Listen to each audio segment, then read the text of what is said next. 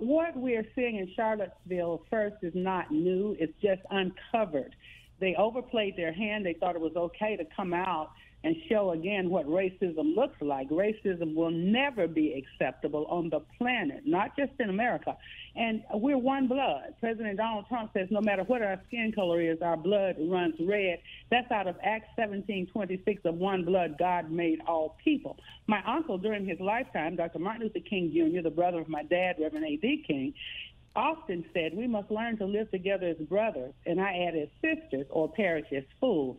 One of my favorite quotes from my uncle is, I have decided to stick with love because hate is too great a burden to bear.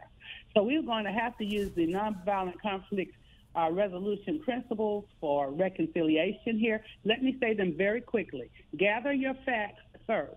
Then inform and educate your public. Examine your own heart and mind as to where you are. Negotiate peacefully and nonviolently. If you haven't quite gotten to that solution, then demonstrate peacefully and nonviolently, because we want a win-win situation and we want to reconcile. So that's what my uncle would say if he were here today. I'm almost sure of it because he said it for his whole lifetime. Yes, he certainly did. And by the way, that message of sort of gather your facts, that was very much the focus of President Donald Trump's sort of impromptu, if you will, press conference yesterday. As we know, it was about infrastructure, and then the reporters were peppering him with questions. It was a very feisty, aggressive exchange, and just kept going on and on. I want to play a little bit, and I want to get your reaction because everyone is talking about this. Here's a little bit of the president from yesterday. If the press were not fake and if it was honest, the press would have said what I said was very nice. But unlike you and unlike the media, before I make a statement, I like to know the facts. What was your reaction to the way the president handled it and has handled it over the course of these few days? I was able to listen and observe that whole talk, and I thought it was very important for the President of the United States to take time to let the American people know that he's interested, he's engaged, and he cares.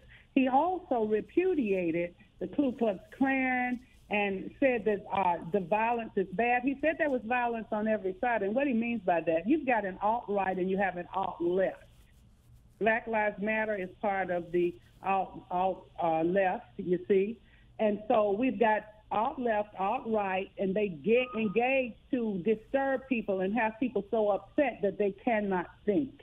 And so I believe that the president calling us to reason and saying, let's get the facts and then act. Of course, he does not support segregation, the Ku Klux Klan, and all of that. He's very clear, and he said that over and over, and he said it several times yesterday.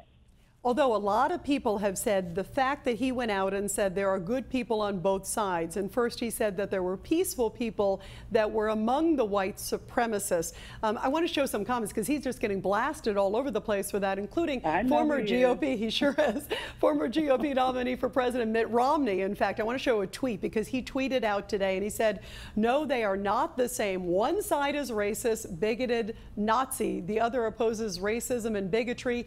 Morally different universes. Are you surprised at just the firestorm from those comments? I believe that the reason for the firestorm is so people's emotions will be so embroiled that they can't hear. Let me give you a good example. I was elected to office as a Democrat in the 1970s. I was State Representative Alveda King. Bill at the time, Alveda King, state legislator. But I worked across the aisle with White Scholar, Paul Coverdale, and everybody would say to me, why are you talking to Republicans? You're a Democrat. I said, some things are the same for everybody. And so what I believe that the president has said before, even though he may not have said it in that statement, as today, I am a pro-life Republican. There are pro-life Democrats. And so some positions are not party specific. And so caring about people and caring about America should not be a party polarization situation. Now, are there good people who are white supremacists? That might be a stretch, because to be a white supremacist, you have to think that your race, you can't realize you're the human race, you think you're a different race and that you're superior and everyone else either is inferior to you. So that's the premise behind that. So that's not a good way to feel or a good way to think. But when people tend to be enlightened, and I'll say, I'm part African, I'm part Irish, I'm part Native American. So what's my race? Let me ask you. Look at me and they become very confused. They don't know. Yeah, and listen, it's a very difficult argument, though, for the president to make, because the minute you sort of, as you say, that there were some good ones among them, he's saying, look, it was not the white supremacists. That's what he was trying to clearly say. He was saying, look, they're terrible, but the media just went crazy, but needless. Good people out here on the street being hurt. That was his point. Yes, and by the way, and that's what, and that is exactly, Alveda, because he's saying that, look, there were some people who were there because they believed in keeping up this statue. It was the Robert E. Lee statue. And to that end, I want to ask you about statues, because right now we've just seen this all over the country. Just last night in Baltimore, something in Brooklyn, there's been all these places where statues and plaques and things of Robert E. Lee and others are being taken down. What's your thought about these statues, these Confederate symbols? Should they be taken down across the country, and where do we draw the line, Alveda King? A good friend helped me to consolidate my thoughts on that. She tweeted me, and she says, no, leave the statues up. Let me tell you why. People will forget their history if they don't see it, and people are emotionally attached to them.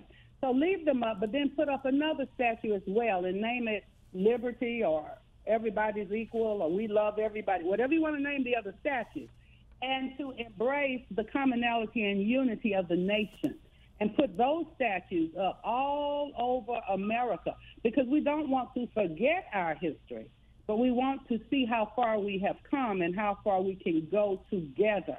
So there's a scripture, be not overcome by evil, overcome evil with good.